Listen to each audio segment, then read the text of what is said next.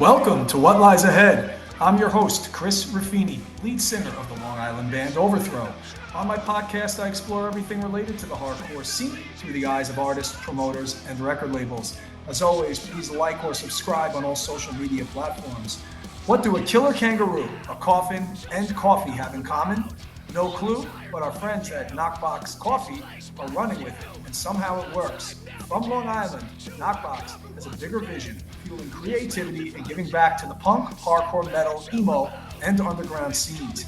Every band sold helps fund independent bands, shows, and festivals. Their one and only Killer Kangaroo blend is grown in volcanic soil within distance of the Amazon rainforest, sun-dried for 7 days and roasted in small batches in the US. Expect fruit notes and a dark finish, darker than your average medium. And it's grown and treated environmentally friendly. If you're tired of regular old blends, throw a punch at the ordinary. Try the Killer Kangaroo blend today. Give them a follow on Instagram at knockbox.coffee and get a bag of the blend at www.knockbox.shop. Now, on to the show. In this episode, I'm joined by Chris of In Effect and Holly from Outsider Magazine. Chris from In Effect Magazine has been a staple of the New York hardcore scene for nearly 4 decades.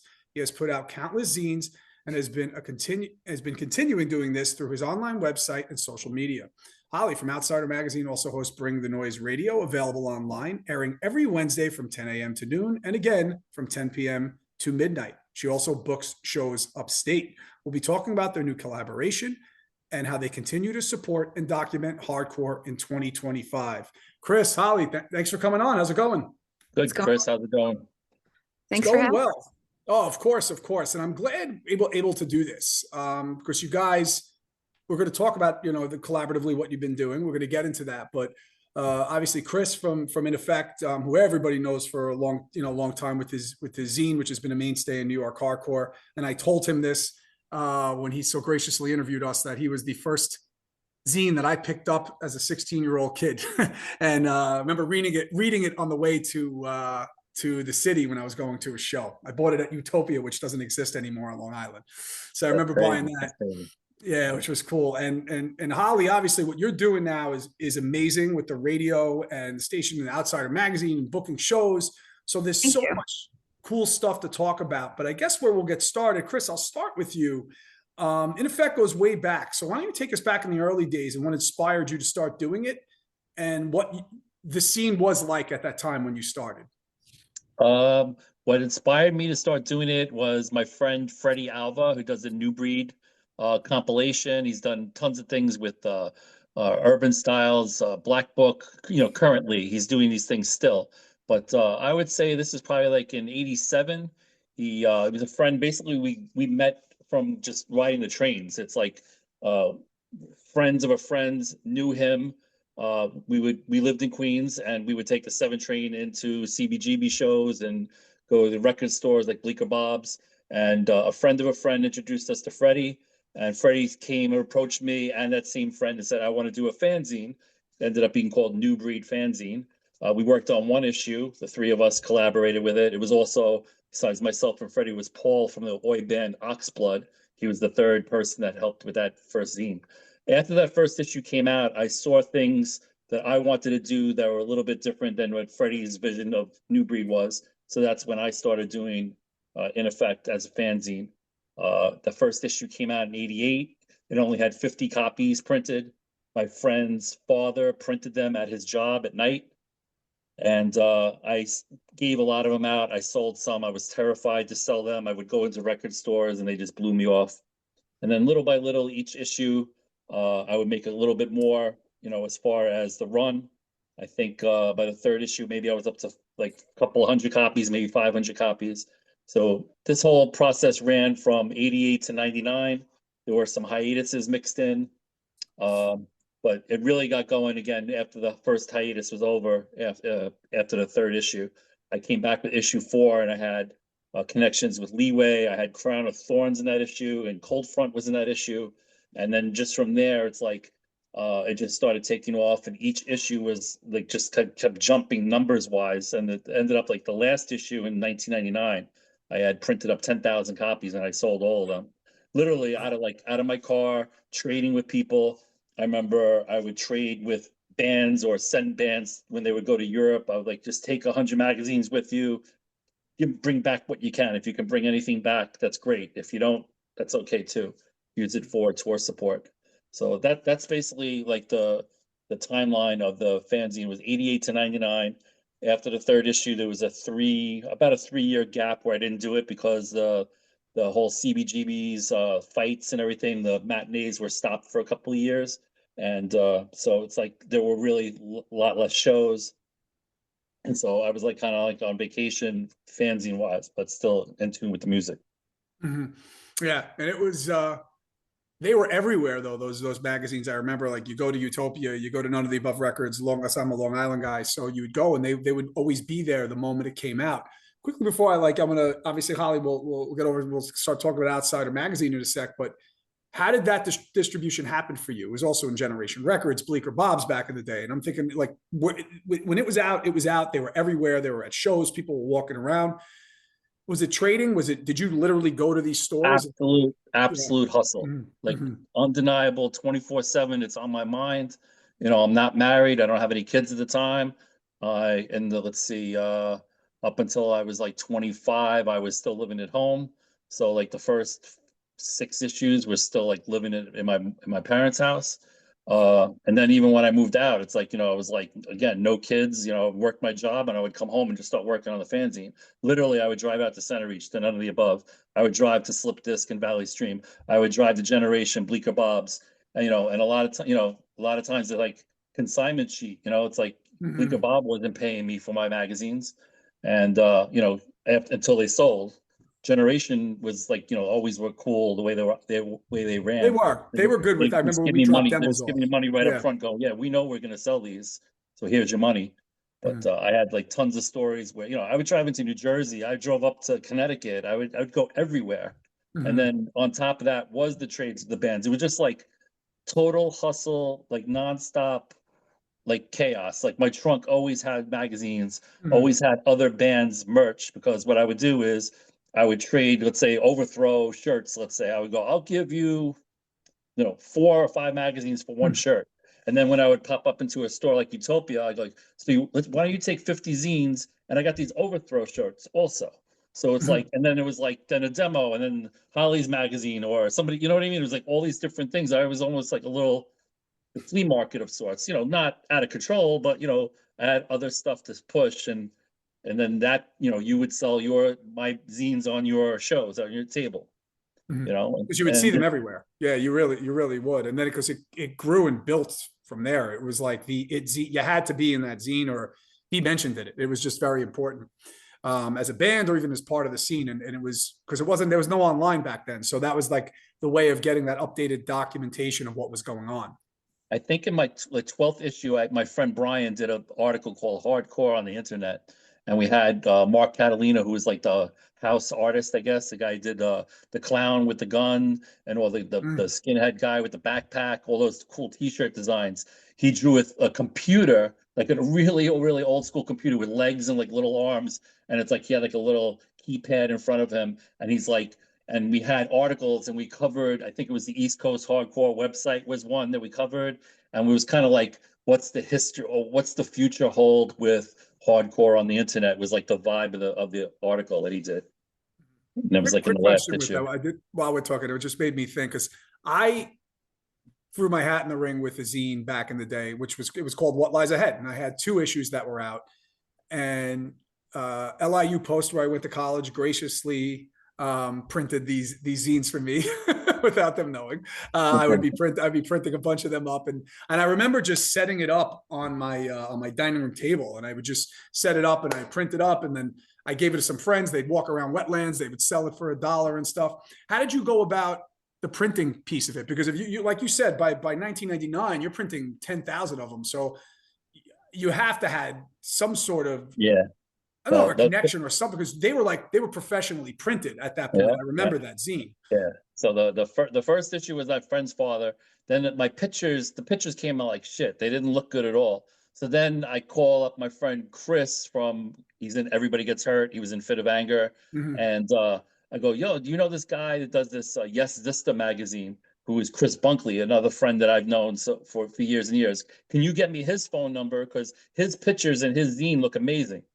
Or maybe it was the Village Noise he was still doing at the time. But either way, I get Chris's number. I call him. He gives me a lengthy explanation of what to do. I have to go to this place called Queen's Quick Copy in Flushing, New York. I lived in College Point, which was the next town over. And so I pop into them. I talk to them, discuss to them. He tells me about this process called veloxing, where you take the Mhm. photos and they make them into little megapixels. Mhm. And then when they go to print, it comes out great. Anyway, Queen's Quick Copy started printing that second issue, and they did probably up until issue 8, I believe. And basically they would hand, it was a whole lot more money to have them stapled and everything too. So it's like I would just get boxes like this is pages 1 to 8, and this is pages 9 to 18. And then it's like I would just sit there with a piece of styrofoam, and I would fold them, and then I would press the staples down, and with my own thumbs, which turned into like they were all like beaten up, meat hooks, Mhm. after do a couple of hundred of them. And then, I would collate and then staple them myself. And then Mhm. towards the end, when it started getting berserk, we started seeing that newsprint was much cheaper. So we went with I think it was issue 9 that had no redeeming social value on the cover. That one was like a glossy black and white cover, I and remember that inside one. was They were in newsprint, which tuxedos. was, yeah, I it was, actually remember yeah, that one. Mhm. tuxedos. Mhm. It was much, much cheaper to produce. So, and then they collated and folded it. And that was a place near the Midtown Tunnel. It was like underneath the LIE. It was this crazy, like, sweatshop type of place. And it's like I walked in, I was looking for this guy named Anton, and a lot of people didn't speak English. And it's like I'm walking through this giant warehouse, like looking for this guy, Anton. I get to Anton, I bring him, like, I present and like just like put on his desk like my stuff, and this is what I want to do. Totally understands what I want to do. It's almost like kids play for him. And he did such a good job. And then like that last issue, I remember that had 10,000 copies. I knew that they wouldn't fit in my car. So I don't know. I had a van. I remember driving around uh, in this like industrial area. I don't even know where who gave me a van, but somebody gave me a van, or because I didn't rent it. And I remember like loading this van up, and then I didn't even, I rented at the time. So didn't even fit in my apartment. So it's like I had them in the common hallway, just like hoping like my neighbors wouldn't, take any. I mean, I doubt they were gonna take them, but it's like they had a shitload in my apartment, and then right outside my door there were like just giant stacks of them also. It was Mhm. nuts. Yeah, it's a lot. I mean, it's 10,000. So, Holly, let's talk. How did Outsider magazine come about? I started just getting into the punk and hardcore and all that, like live music, and going to record stores, and I saw zines, and I had already been making like small little like photo based zines just for fun. The high school I went to was really large, and only the seniors were in the yearbook. So I took tons of photos throughout the year anyway. I was the kid that always had the disposable camera. Uh-huh. And so I decided at the end of the year, I would make a zine. So I cut out all my friends' pictures, and I, like pasted them to paper, and then I made photocopies and I stapled them together and I sold them for $1. And everybody wrote on them, and we put fun song lyrics and stuff in them. So when I started seeing like actual, music zines, I went, oh, okay, I'm doing this already. Why don't I like actually make a zine with Mhm. my friends? The first issue doesn't actually have any music in it. It's all like just silly nonsense and poetry, and just when I say nonsense, it's like pure nonsense. It's just to be fun. The first, like, I don't know, several issues are just silly, like fun stuff. And then I just decided that I was going to keep doing it and kind of take it more seriously. And over the years, actually put in real interviews with bands I actually really cared about, and started pursuing bigger things. And that's kind of how that got to be what it is today. Mhm. As more and more people started wanting to be part of it. So I have a really good team now. Um, Mhm. but the first issue, my mom helped me make it. I didn't have a budget to like photocopy it and do it the way I'd been doing my other zines. So I just kind of typed stuff up on my computer, printed it out, and then printed every single page on my home printer. And my mom's helping me do this. We ruined that printer. I could imagine. Yeah. It eventually just died. I have one copy of that issue, because people bought them. I don't know why they bought them, but they bought them. And then I got a job at a newspaper, and it was a hometown newspaper called the Sentinel.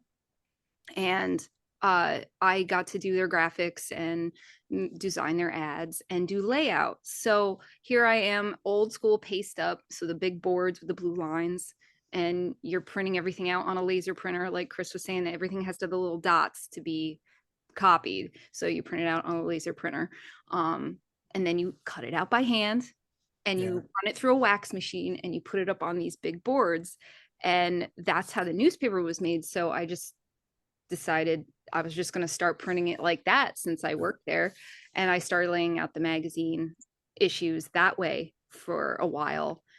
And then I kind of moved on to a hybrid of digital layout and physical layout. And it just kind of progressed from there. And I learned how to make all the negatives and do the pre-press and do all that. So that was cool. I don't have a hand in the printing anymore, but and I didn't work the paper that long, but the same printer printed my magazine for like 20 years. Wow. It was really cool that they just kept making it for me. So I wanted a question with both of you, and it's funny too, Holly, what you just said here right now, and Chris too, you could probably agree with this, and even when I threw my hat in the ring for 2 zines that at that point in time in 1998 or 1999, you learn all these things off the bat, like, and because you have to, right? Because typically you get help with stuff, but you're really doing it. My question to you guys is, obviously within a lot of the zines that you guys have, there's advertisements from bands, from record labels, and all that kind of stuff. How did you guys go about getting those advertisements? A lot of times I would see advertisements in zines in my first issue, because I remember I reached out to every label, and it was cool. I was, you get like, back then that's when they would send you copies of like of stuff, which was awesome. But in the beginning I needed to get advertisements. So there's a few advertisements, Chris, that you had that I might have used. I might have cut out and incorporated into my zine. But how do you guys, as it built for you, go about getting advertisements for record labels and stuff? Holly, we'll start with you. I always just walked into a business I thought would be good and said, "Hey, would you like to advertise in my zine?" And I put it up and I go, "This is what I'm talking about." And just hope that they would go, "Okay." And usually it involved them standing there and thumbing through it and going, "Oh, maybe. Okay." And then you're on to the next place and whatever. I remember going to Trash American Style in Connecticut and talking to Malcolm and going, "I think you should advertise in my zine." And he goes, "Why?" I said, "Because I think people will come from New York when they see your ad and they will come and buy your records." And he goes, "Okay." And that's how I got involved with them. But that was pretty much it. Today, I don't have to do that as much. I get a lot of ads come my way, thankfully. Nice. And I'll just reach out to somebody and just say, "Hey, here's my ad rates." And if they're familiar with me, it's you, and they are the type to advertise, I'm pretty lucky. It's not as difficult anymore. I don't have to really go out as much and get people's faces. Chris, what about you? I think Trash in Connecticut was one of the stores that I drove to, actually. Probably based off somebody else's ad. But for me, I don't want to say one was definitely the first one, or what I think I did early on was put like friends, bands, demos ads maybe, or stuff that was close to me to show, hey, look, you can do an ad too. Like, this is what an ad looks like in effect. Because the first 2 issues I don't think had any. Maybe there was something in there. Maybe there was like a New Breed magazine did a second issue, and I'm pretty sure I had an ad for him for his second issue. But kind of like it was like freebies at first, and like little ones for friends, for favors, so to speak, to kind of like show that it's, this is what an ad would look like. But I got blown off left and right in the beginning, not only from walking into stores and saying they didn't want it, but also for the advertisement. But once the advertisement started picking up, and it was like a something that just like a surge that just keeps building and building. By the time I got around to that 12th issue, it was like an onslaught. Like it was like I remember Fat Records in particular, and that's not the type of bands that I was covering regularly. I didn't Yeah. interview any bands on Fat Records. I would review their records, but they literally every release that would come out, they would send a high quality ad, all the information about the record, and a check. And it was like they just knew what my ad rates were. And it was just like every release would come. It would just like it was insane. I was like, why are they doing this? But anyways, I was like, well, it's helping pay for the magazine. I lost money up until maybe the 10th issue, and like maybe like issue 11 and maybe 12, maybe 11 I broke even, and issue 12 I had all the uh printing paid for from the advertising, and with those 10,000, so I had the opportunity. I would always sell them for $1. I didn't care, like, oh, you have so many pages, you could, make more, you should charge more, for them. I was like, no, because the record stores in general doubled the price, and then if I sold it to the stores for $2, I didn't want people spending $4 for them. And then I was walking around at shows always selling them for $1. So I didn't want someone to feel like ripped off if they bought it at a show and then the store has it for $4. So I was just like, dollar, it's $1 all the time. And the Yeah. record stores in general charge $2. Uh, but yeah, it was like a slow surge that just picked up and picked up. It was an absolute monster at the end.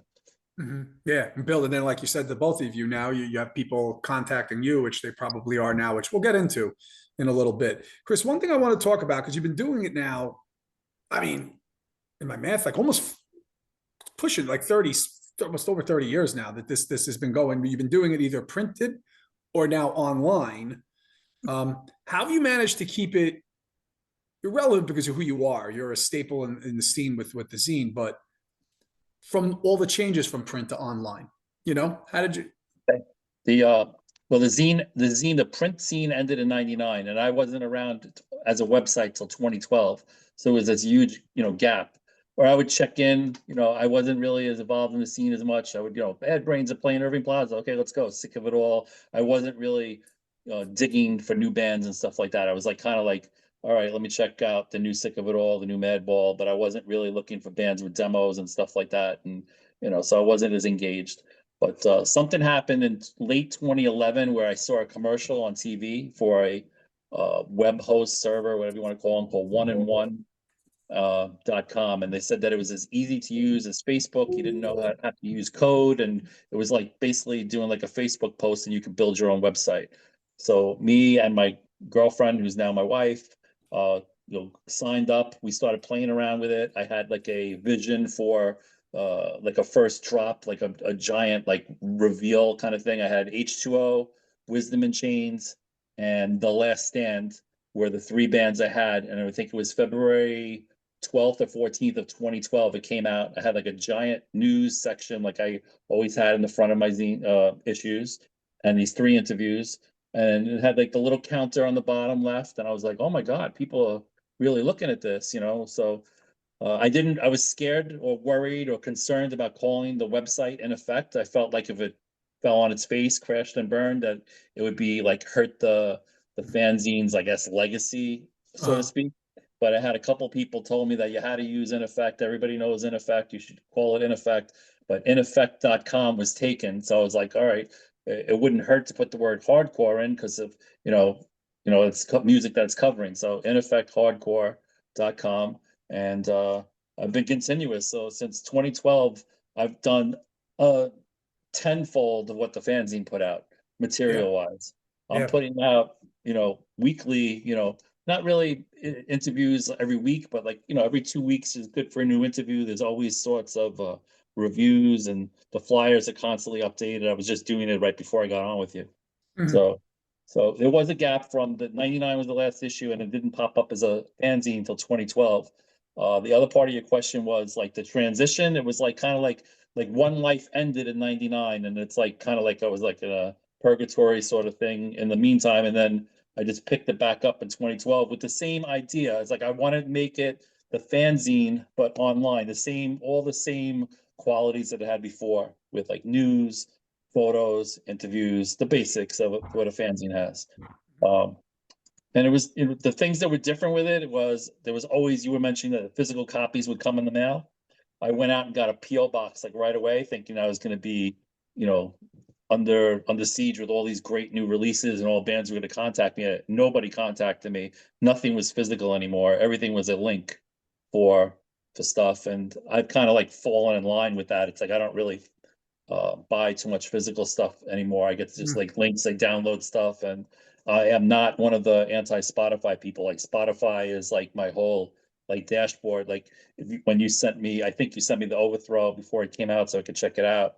Threw it into my files, threw it into a Spotify playlist, and I mean everybody can like throw arrows at me, but it's like, I basically like run most of In Effect off of Spotify, as far as like gathering music, searching music. And Spotify also has given me band interviews and reviews of albums that I would never have found, but it was like kind of like the similar artist. It like led me down the rabbit hole to other bands.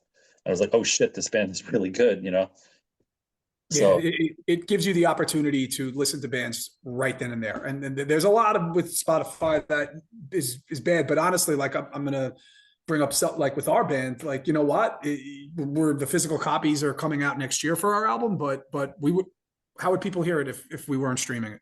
So it makes it helpful to do that. My next question here is for both of you.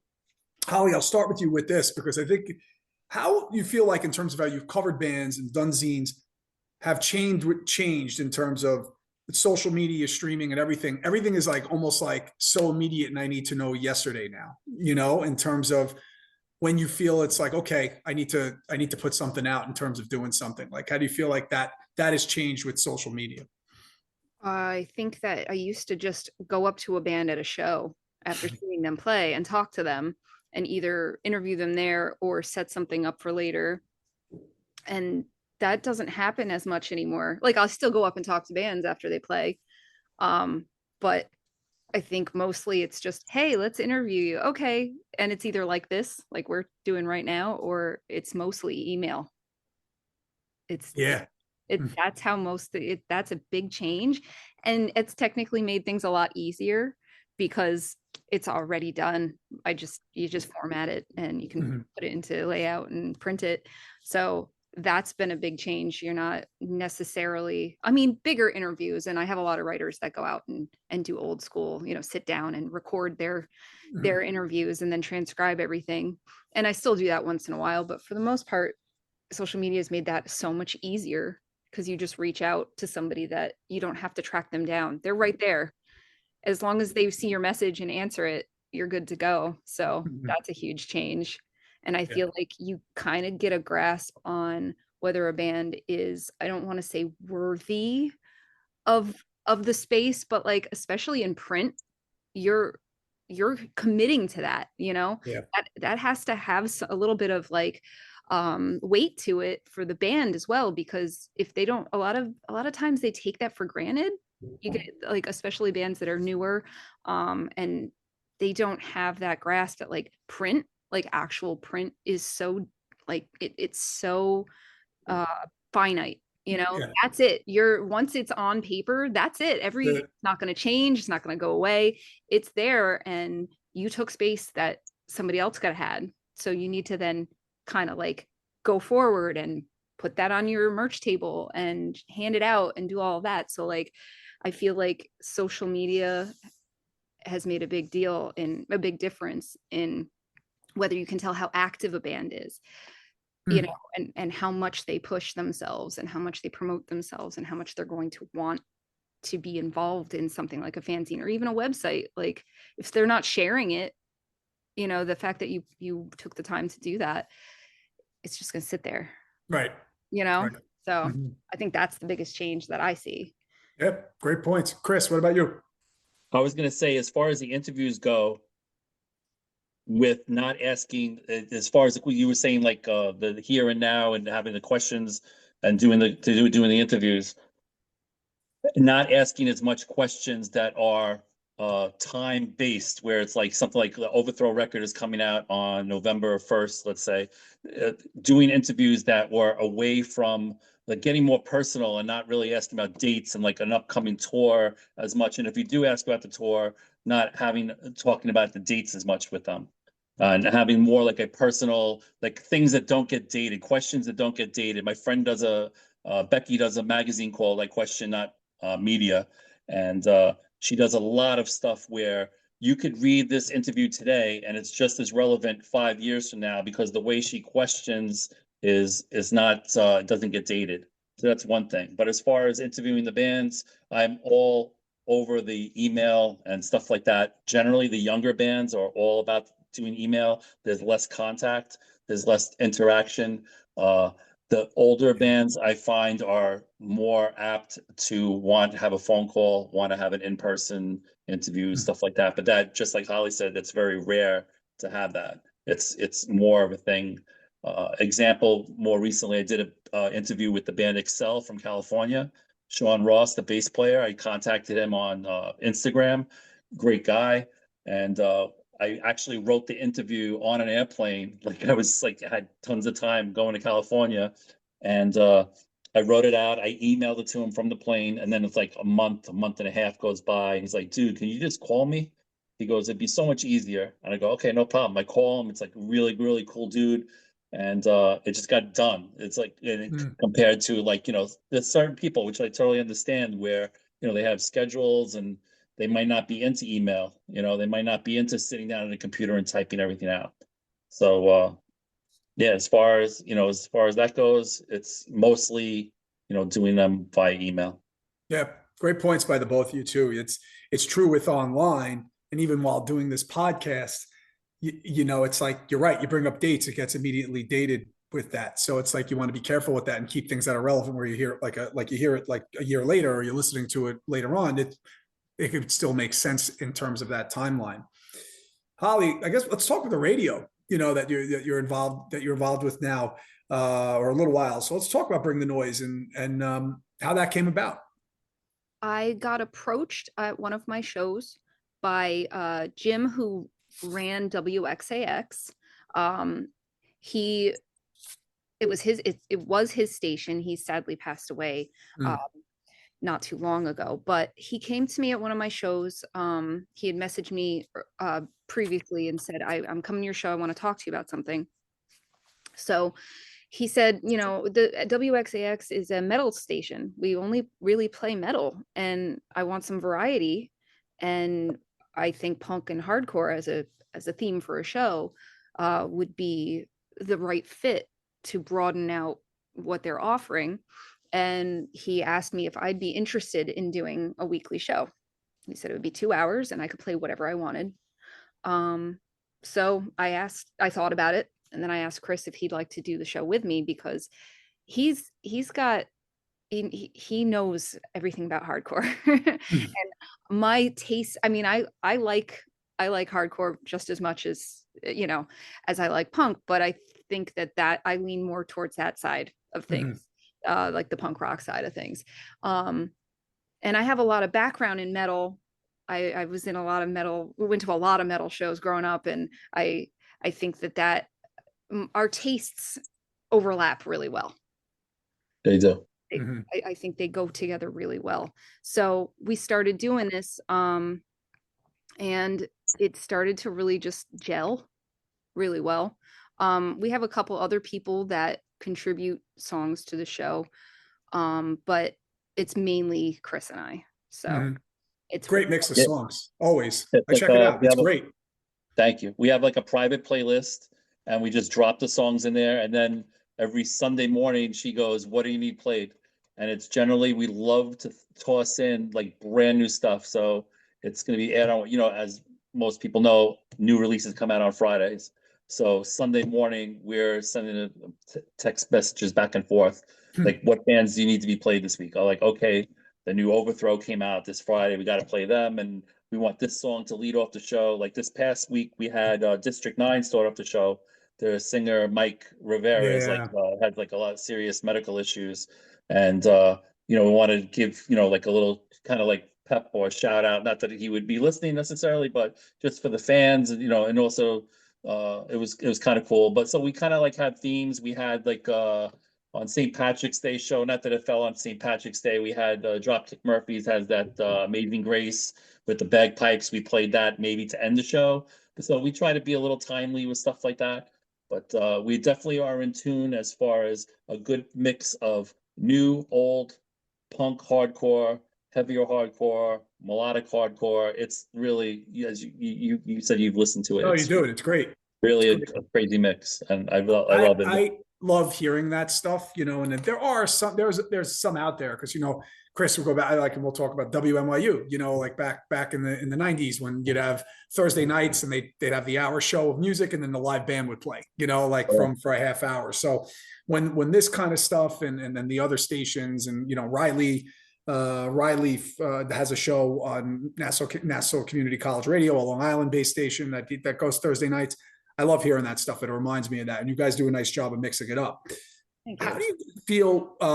So I guess I'll ask this, the radio show, the magazine and the show booking, how does that all kind of tie in together? It ties in really well together. One thing I'll do on the radio show is if I have a show happening that I've booked, I will generally play a block of songs from those bands. If they're not on streaming, I can use an MP3 or whatever, because there are bands that are just not on streaming, which is cool that I can do that, or that's an option. Or even sometimes I just go to a show that's really fun and I'll talk about the show on air and I'll play songs from it, because I think that's like a fun way to just kind of like live on a little bit longer, And even, by the way, I apologize, it's cool for someone who wanted to go to that show gets to hear about it. So that's actually kind of a cool thing to do. Yeah, and we record almost all of our shows are pro-recorded, pre-mixed, all ready to go. We pro shoot our shows too. We have video. So we're working on a project called Outsider TV to put that out there. That we're trying to figure out when that's going to come together.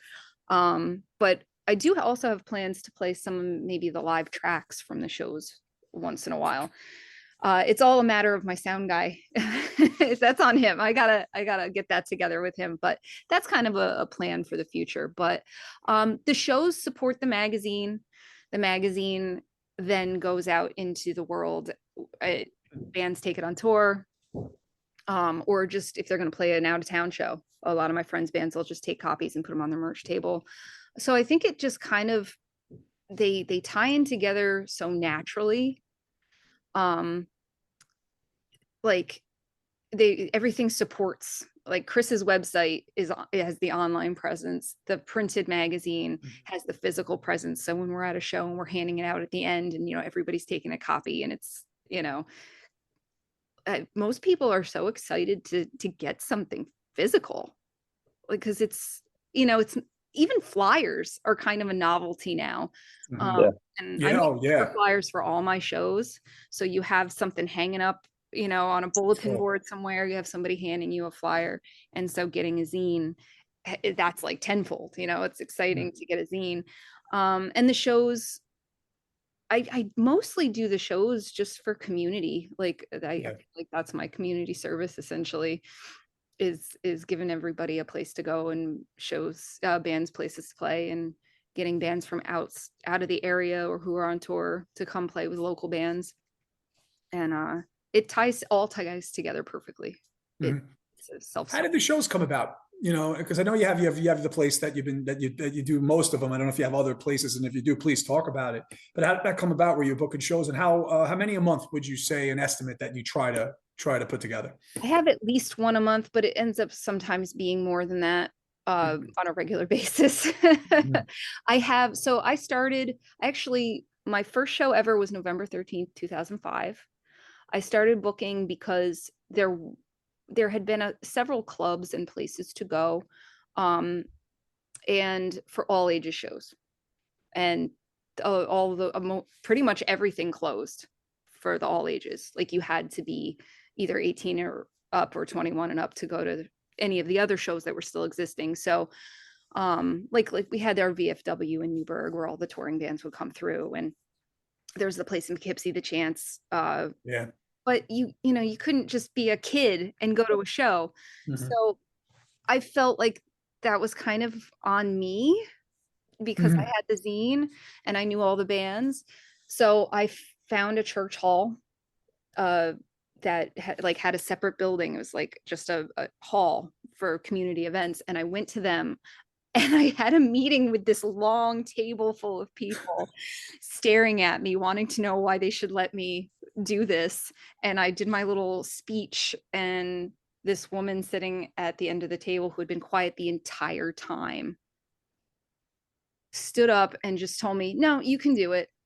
You can do whatever you need to do. I think that this is a good thing for the community." So I started booking shows there, and we were there maybe like a year and a half, and they got sick of us.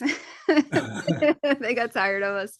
And then I bounced around to different places, restaurants, bars, pizza places, comic book shops, a few clubs here and there, but not too many. It was mostly DIY, setting up your own show kind of thing. Mhm. Um, and then we found a place called the Warehouse in Newburgh, which is where we had shows for quite a while. And that's where things got a lot bigger. A lot more touring bands started coming through. A lot of bands that ended up getting bigger later on played. So that kind of gave me the experience to bring bands, more, start working with bigger bands and Mhm. start booking more and more often. And then I took a little break here and there, but I've been booking pretty solidly this whole time. Yeah, I mean, it's always has something, you know. I know we were Yeah, trying to work something out. Unfortunately, we couldn't we'll do make it it. happen. But it's going to happen. Yes, of Yeah. course. So we have the Veterans Center in New Windsor, the Orange County Veterans Center. That has been our home for the last 2 years. Yeah, pretty much. Mhm. And we book shows at least once a month there. We have a place called Reason and Ruckus in Poughkeepsie. That place kind of took over for the music scene after the big theater, the Chance Theater, Chance, uh, closed. And that place is excellent. What a great atmosphere that place has. Mhm. Um, yeah, I'm very grateful for them. And then there's other venues here and there that we'll book shows at, just Mhm. kind of one off or just occasional. Yeah. So very busy, which is awesome, right? Very And busy. And then I yeah. work with other promoters. There's uh, DCPC Live, run by a guy named Scott Pash. He's excellent. He books so much. He books shows like sometimes three in a weekend. He's Mhm. wild. I don't Mhm. know how he does it all, but I work with other promoters like him, and I try to help out with New York Hardcore Comics. Those guys are great. Oh, They cool. book a lot of really amazing shows. And there's a metal promoter called Back from the Dead Productions. I'm working with him for more Mhm. like the metal hardcore kind of shows and stuff. So we have one coming up tomorrow actually Uh-huh. that we're working on together. So that's how Cool. that all works. That's awesome. Well, I guess next talk about and we've heard about it a little in terms of how you guys go about the radio station and coming on music. How did that come together in terms of collaborating to do that, Chris? In terms of the radio station. Holly just approached me and said, "Do you want to do a radio show with me?" And I Mhm. was like, "Okay." Or maybe I thought about it for a second because like my initial reaction all the time was like, "No more, no more. I already do too much." Mhm. But yeah, it was like, I was sold pretty quickly, and it's like it just seemed like, oh, all I have to do is come up with songs and throw them on this private playlist that we can both play with. Yeah, sure. And now I've turned into like the social media kind of person. So every Wednesday morning or usually Tuesday mornings, I'm usually setting it all up, and Wednesday mornings like this mad dash to get stuff posted before the 10 a.m. when it comes on. So usually I have everything set up, and it's very very, I don't know, like coming up every week with it's hard to come up with different ideas all the time. I have collages, I have like videos. We definitely could use some more artwork. So if anybody's interested in donating their time and they're really good at artwork, it's we could definitely use some different logos or graphics and stuff, because I don't want it to be the same. I'm basically making grids of like all the bands we're playing. each week, and it gets hard after a while. We've been doing it for a year now, so it's like 50 something different posts just for that, and I try to mix it up. I have had ones with like old movies, and I get creative with the stories and stuff like that on Instagram, but yeah, it's been a lot of fun, and it's been very easy for me. Holly's the quarterback of the show. She's the leader of that, and she deals with any problems that's with the radio.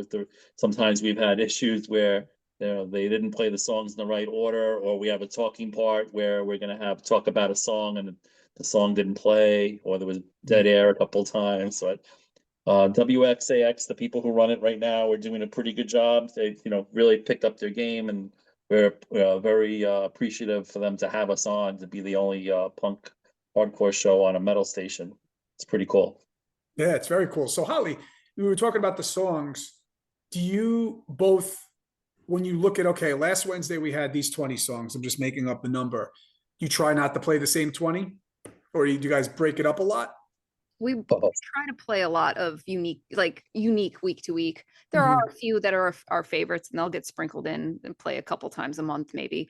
But then we kind of just move on to something else, and then a song will come back because somebody will add it back to the playlist, and we'll go, yeah, that's a good one. But yeah, we for the most part play different song list every single week. Which that's a lot, like you think about it, because you guys play a lot of songs. So to switch it up each week. Yeah, there's about 50 songs every week, just 50, about. Yeah, that's right. You do play a lot. Yes. Yeah, when I go in and I look at it, it's like I try to remember, okay, Sick of It All, we played this song, and this song. Let's go for a deep cut that people might have forgot about, or in other cases, like Agnostic Front just put their new record out. When I go to Agnostic Front now, I'm not I'm trying to throw week after week a new song from the new album, and other new albums that are out. But I personally don't remember duplicating many, maybe 10 times, where it's like, okay, I'm going to play this song again because it's been like a couple of months. But in general, we really mix it up. Yeah, and you do. That's why I was just wondering, because it's not easy, and it's fun, but it's not easy to like 50 different songs to adjust, 4 times a month, right? But so like you're probably starting to think about next week now, or you already have that kind of played out in your mind? We currently have our private playlist has maybe like 4 or 5 hours, shows 2 hours, and about 10 minutes of us talking. So we have a lot of stuff on reserve ready to go, but it's like I currently don't really have a ton of new release music that I want to kind of keep it fresh, where we're not just playing music that's 20 years old. It's always cool to me. I get a big charge out of putting like brand new music that just came out, and maybe people find a band that they didn't know about, or oh wow, Agnostic Front has a new record out, and and they find out about it from us. Maybe that's pretty cool to think that that could happen. All right, a couple more questions, and then I have a list of questions. First answer that comes to mind that are in no semblance of order. But before we get there, where could people quickly go to listen to Bring the Noise? Best thing I think is to just go to live365.com or the app for Live365 and just type in WXAX. And as long as it's the 10 a.m. to 10 p.m., or 10 a.m. to noon and 10 p.m. to midnight Eastern time frame, you're gonna have us on. So there is a WXAX app as well. So if you are just dedicated to having just that channel, that station, then you can just download that app. It's available for all the phones and computers and whatever operating system you have. So yeah, I went with the first option. It works well. So just for people out there, they need to know that. You could download the app, but the first option was, for me, it was the fastest thing to get to. Yeah. Yeah, the links are on Instagram. The Bring the Noise Radio on Instagram. If you go through there, we have links, and it leads you to the stuff also. Yeah, it should be on the Outsider Magazine Linktree and all that too. So what's next for the both of you? In terms of, you're going to keep going with all of it? You're going to keep running with it? Like you see the radio station, you see this going till it keeps going? Any other future plans? Because Holly, you did, start with you. You did kind of mention something you're considering filming shows? Yeah. Yeah. Yeah, we've got, since we have all this footage from our shows, we're talking about doing Outsider TV and making a whole YouTube channel for Outsider TV. We have several Awesome. show ideas for the channel lined up. I can't say too much about those ideas because they haven't been put into place yet, and I'm not sure that they're gonna, I'm pretty sure they're gonna work, but they're their own, that's a whole other world, but it would incorporate with the radio. And I would think that if we could place, since we have the ability to play the audio as well as the video, I think it would be cool to have the radio show Right. playing the audio versions, and then you can go and watch the video. It is.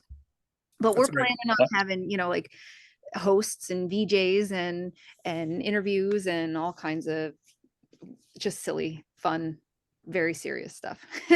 Sounds like it'd be great. Yeah, Chris, we're gonna bring back our own version of MTV. Cool. That's awesome.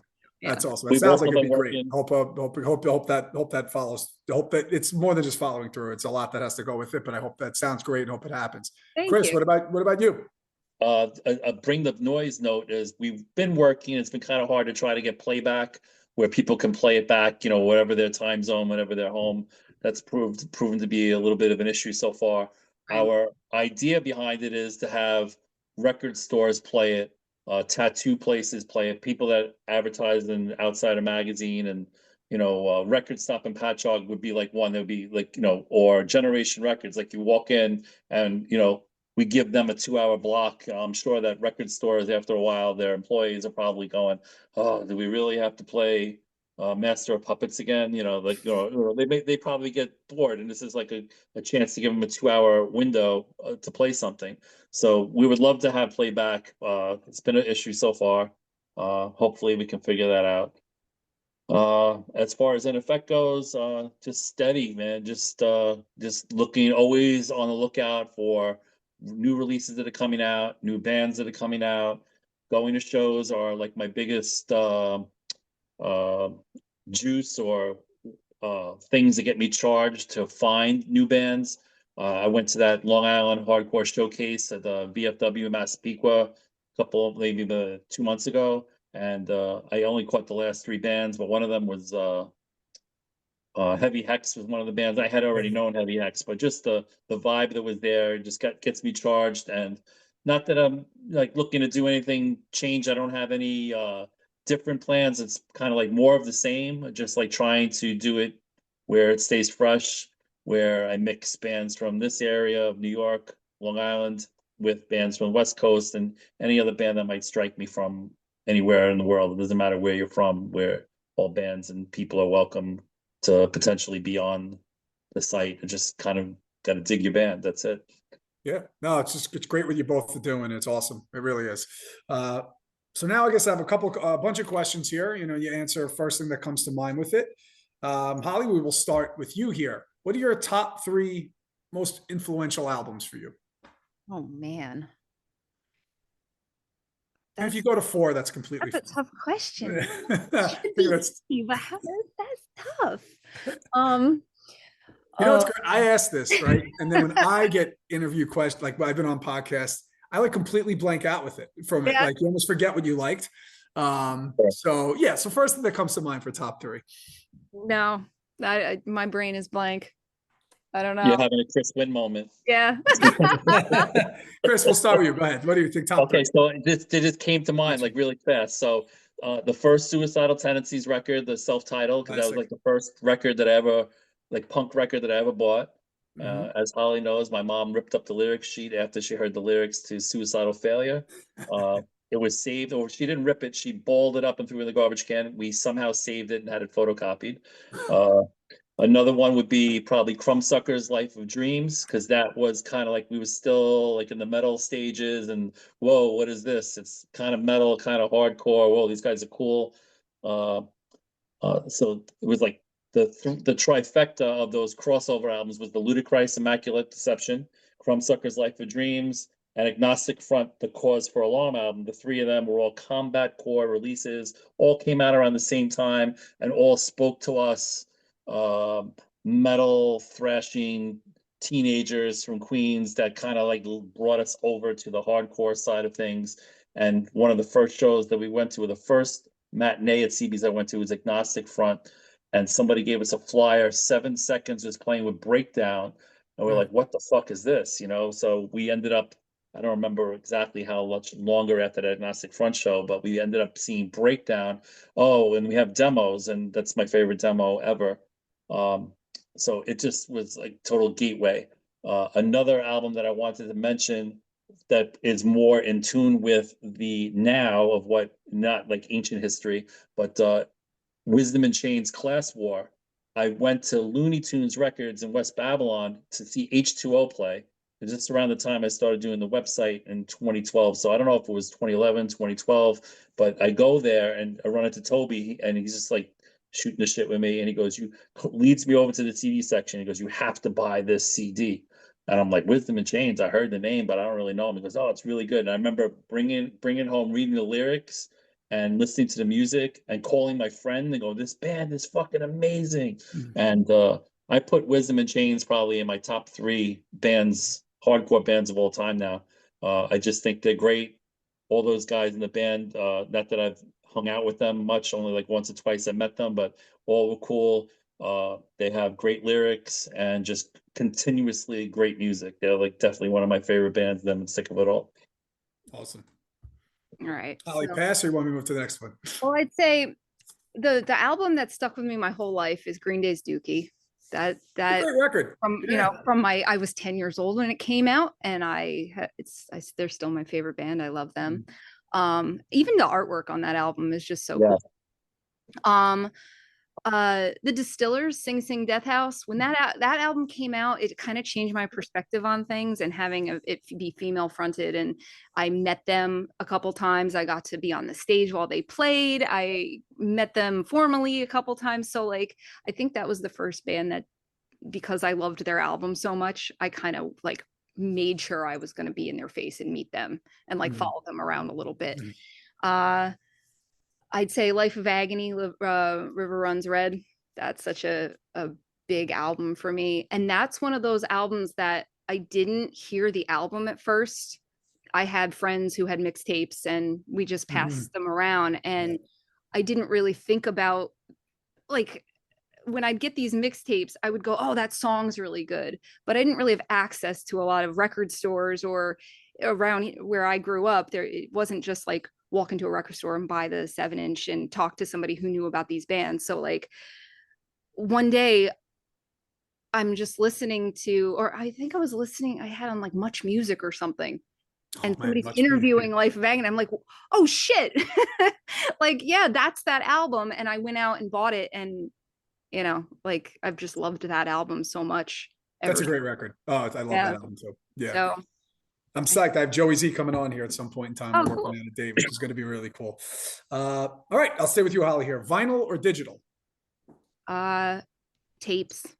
Tapes. I'm a cassette. I can add. I like cassettes and CDs. If I'm going to be honest, I use streaming. Me too. Like Chris said, it's such a tool for what we do and to keep current and to be able to listen to anything and to be able to check out a band immediately. But I would prefer to have a CD or a cassette tape. Cool. Chris? These days, digital. Back in my heyday, it would be CD. CD. Okay. Yeah. Holly, a band or artist you like that may surprise people? I love Post Malone. Okay. Chris? So we're going off genre topic. I really dig the Gaslight Anthem from New Jersey. Cool. Holly, what are some new bands you like? Doesn't have to be hardcore or punk. Or new stuff you've been listening to. General Grievance. They're my friends. I think that they're making some really great music, and every time I see them live, they get better and better. I just love the energy that these guys have. And yes, I've known them for a very long time. They all help me with the magazine, but I feel like they're just so what I want to see live. They got such good energy. I gotta think, because I gotta be careful with what I say. Let me think for a minute. No problem. We'll go to Chris. Some new I would bands. go with this band, Good Teal from New Jersey. Mhm. Oh yeah, they're awesome. Yeah, hard to describe. It's like, they got a little bit traditional hardcore, a bunch of turnstile influence, I would say. They have synthesizers mixed in. They're unique. I had them on the website maybe a couple of months ago. I dig them. I think people would dig them. People need to listen to Good Teal. They're a really good new band. I want It's to. fresh. It's like you hearing it, you're like, this is hardcore, but this is also other things also. Check them out. Cool. Yeah, for sure. I want to get them to play one of my shows soon. Hmm. Maybe with you. That'd be fun. Absolutely. Favorite venue to watch a show? Holly, we'll start with you. And let's go. You could even go in the archives. What's your favorite place? I loved the Birch Hill. Uh, Yeah. loved that place. That place Mhm. was awesome. Uh, and the vet center where I book my shows right now that's such a great place to see a show. And like I mentioned Reason and Ruckus before, I feel like it doesn't matter how big or small a room is. If it feels good in there and it Mhm. sounds good in there and people want to move around, and I think that's what Well, that's makes. what it's about, right? Yeah, Absolutely. yeah. And the Absolutely. chance was always, it was always like kind of a little love-hate relationship, but that was our place. And it's very sorely missed. Yeah. Those Chris. those books. Uh, I'm sorry, you done, Holly? Oh, I'm sorry. You're just good. Yeah. Yeah, I like the wetlands was really cool. Uh, CBGB's though had like the best sound. The sound system was crazy. I would always stand on the box next to the stage and have my camera, like make it wasn't disposable, like one of those things we would have to bring the film into the 1 hour photo and get the stuff developed. Really like CB's Castle Heights in Queens was great. When in their heyday, I didn't live too far away from there. I was maybe like 10-minute car drive away. So Castle Heights is really cool. Yeah, but CBGB's would be the best. And just like just the whole time period of going there, taking the bus to the train, getting off. It was only like a 2 or 3 block walk from there, and there's so many great shows and an amazing sound system. A lot of good Holly, memory. favorite show? And doesn't have to be one. There's a lot of favorite shows that stick out for you that you've attended. Oh my goodness. Or some, not a lot. There's Some so favorite many. shows. The Mhm. show I just had on Friday, we did a show. We went back to the warehouse where we used to book our shows in the 2010 to 12 era. They let us do one show there. They don't do shows anymore. They just have like a tiny little stage up front for like a solo artist or a duet or something, but they don't do shows there anymore. But they let us have the back room like we used to. And I had the car bomb parade. If you haven't heard of the car bomb parade, check them out. They're wild. Mhm. It's an experience seeing them live. I And agree. we had Rest Assured from New Jersey, who've been around for like 30 years, and Trouble Bound, who's from here, from the Hudson Valley, and they're a band I manage. They did their record release for their 20th anniversary reissue of their album called Here to the End from 2005. We had so much fun. That room just was just like full of love and energy and madness. And I started a pit a couple times and, I'm very bruised still, but it's totally worth it. That's what it's about, So right? that was great. It was so much fun. We had some Halloween shows in the past that were really fun with everybody in costume and running around being crazy and building haunted houses and doing all kinds of crazy stuff. DIY shows are just, they're just special. Mhm. They're just fun. So Awesome. I'd say, yeah. Chris, what about you? I don't really remember too many like actual sets. It's like my brain is like when I think of shows, I usually think of like wild things that happened. I mean, there was an underdog set. A lot of times when bands play, it's like after about 10 songs, I'm kind of like getting ready to check out, even though how good they are. But there was an underdog set one time at CB's where I was just like, I don't want this to end. It was like it wasn't too hot. The sound was great. They just kept playing and playing, and it was like, damn, these guys are so good. And it's like I really, really appreciated that day. There was another one I saw. Actually, this is one of my favorite shows. I saw NoFX play at CBGB's, and I think it was Face to Face opened, and a third band. And I was a huge punk and Drublick fan because of Tony from Rock and Rex Records in Yonkers. The store is now closed, but I walked in there one day to sell him in effect zines, and he told me, you're not leaving the store without buying this record. And I was like, no effects, that's like the fat record stuff. And I was like, maybe it's okay. So I got home and I loved the record. They come around, they play CBs, and it was one of those monster shows where it's like people on top of people, just this total sweatbox. And I remember everybody ran out before the band before them, and I was like, I'm jumping on the stage. I got on the stage. I was right on El Jefe's guitar, the amp. And I remember everybody's like trying to get on the stage and they're telling people not to come on the stage. I'm leaning on his amp. He gives me like a dirty look. And I said, dude, I'm cool. I'm not going to touch any of your stuff. Don't worry. And I had like this perfect front row view of absolute insanity. It was really, really cool show. Awesome. A lot of other stuff though is mostly like memories of like just crazy things and fights. And there was a place called Animal Hall in Brooklyn. I remember one show we went to, they had some insane mixed builds where I remember it was a show with like Token Entry played, and also Death Angel was played or was supposed to play. They were like a thrash band of teenagers from California. It was just like these odd mixes. And there was at one point in one of the shows where it was like a biker run of venue. It was like their clubhouse. And they had shows, and there was literally a motorcycle in the pit with the headlights on, and people are dodging a motorcycle. And then in between the songs, it was kind of like, what's that movie with the Quentin Tarantino movie From Dusk Till Dawn? It was like the titty twister kind of bar vibe where, zombies or monsters could just come out at any moment, just like to kill you. There was a guy in between each song. He was like bashing on these cymbals on the wall, and he's going rock and roll. And we're just like terrified, like we're gonna die tonight kind of situations. And good memories, crazy memories. A lot of times when I think of favorite shows, it's just like usually like insane things like that happen that equal good stories years later. Absolutely. Yeah, for sure. It's like a million things are flooding to mind, right now, like people just showing up, like you're booking a show at some restaurant in the city of Newburgh, and some guys roll up with their, pulling their guns out going, what is this? Who do you are booking a show here? Why you got some bands here? They don't even know what a show is, they're just kind of like, what's happening here? And like, you just kind of look at each other, and then they go away and you go, all right, start playing. That was that.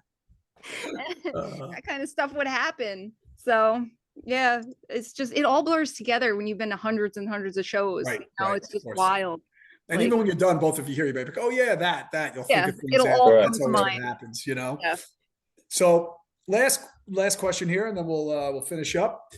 You guys let's back to the zine days, right? Holly, we'll start with you. What's the zine that you put out? You're probably proud of all of them that you put out that you're like, I'm really proud of this one. That you look back, you're like, wow, like this was a monumental one for me. There was, let me see, I actually have my binder with all my issues. Let me see which issue it is. Issue 17 was really cool. I went to the New England Metal and Hardcore Fest and got to talk to bands, and I took a big picture of the pit, and that's cool. Put it on the cover. That's a great shot. Yeah, if people can't see, it's just a chaotic shot of people dancing and stuff. Yeah, issue 22 was really great. I felt really proud of that one. That's the first one we got a lot of big interviews. It had All Out War and Trapped Under Ice and Living Laser, Full of Hell. I feel like that was kind of a step forward for us as far as the type of great lineup. Yeah, I think that issue is really fantastic. And then everything since we've come back, because we took a break for several years, like almost 5 years, we took a break because I was just ready to take a break. My local scene kind of fell apart, and I was just tired of trying to hold it together. And then when I was ready to come back, COVID happened. So once we did come back into print, I think everything we've done every issue has kind of like been better than the last, and I'm really proud Awesome. of the last 5 issues that we've put out. So Great. Awesome. Chris, what about you? The last print issue of the fanzine, issue 12, had Underdog on the cover. That was like, it had 132 pages. It was packed with news. It was a million reviews, tons of ads. It was just a really cool look. But I would say more current than that was Shining Life Press by John Sharbuck put out all my old issues as a book. So maybe about 2 years ago, this, it finally came out. It's like 700 pages because it has all the old issues and most of the ads crammed into a book. Just getting that and holding that in my hands was like a whoa moment. That was like, like Had to been, right? a newborn book was in my hands. It was such a good feeling. But yeah, the last issue that I put out, and then the book, which was a culmination of everything, was an amazing feeling. And I forever grateful for John for putting that out, because there was an idea for it for many years, and it kind of like with someone else, and it didn't come to fruition. And then John kind of stepped in and made it happen. Oh, awesome. Is there anything that I missed that either you two want to add, or sites that you want people to go to, Instagram sites and stuff like that, before I sign us off? I guess check out our websites. Yeah, I'm ineffecthardcore.com, and I'm on all social media. In Effect HC Instagram is the main social media spot, but there is also a Facebook presence as well. Yeah, and mine is nyoutsiderzine.com. And that's where you can request a copy be mailed to you with a sticker pack for $5, as long as in the US.